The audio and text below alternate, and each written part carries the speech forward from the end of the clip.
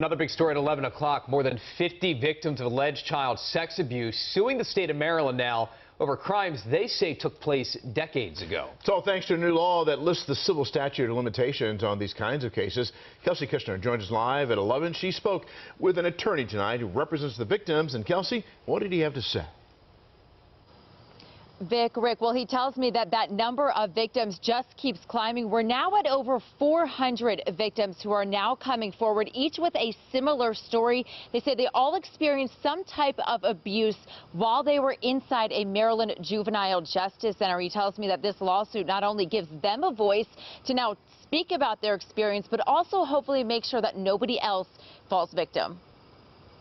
I used to hear keys turn at night, but I never knew what it was until it happened personally to me. What should have been a moment of reform for Claudia McLean turned into a lifetime of trauma. I'm just starting to come to terms with about 10 years ago, to be honest. Her story is echoed by over 400 victims now coming forward, claiming they too experienced sexual, emotional, and physical abuse in a Maryland juvenile detention center decades ago. And soon, justice could be served. Their predator simply walked in and chose them at random to do whatever act they wanted them to do. Martin Ramey with Ryan Law Firm is one of 4 law firms leading lawsuits against the state of Maryland, alleging it failed to protect children in its care.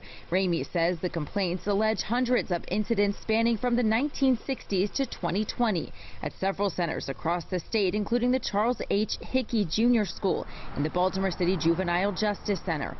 All of the survivors in the complaint were children at the time. The youngest that we've heard of, unfortunately, it was as young as 7.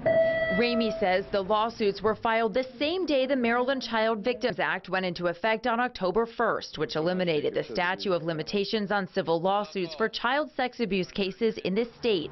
In a statement to WJZ, the Maryland Department of Juvenile Services says, in part, the DJS takes the allegations of sexual abuse seriously.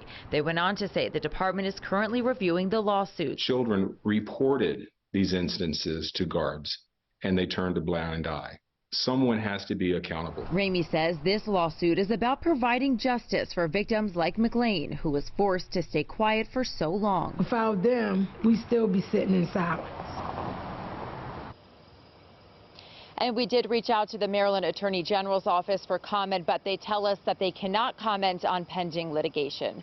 Reporting live tonight, Kelsey Kushner for WJZ.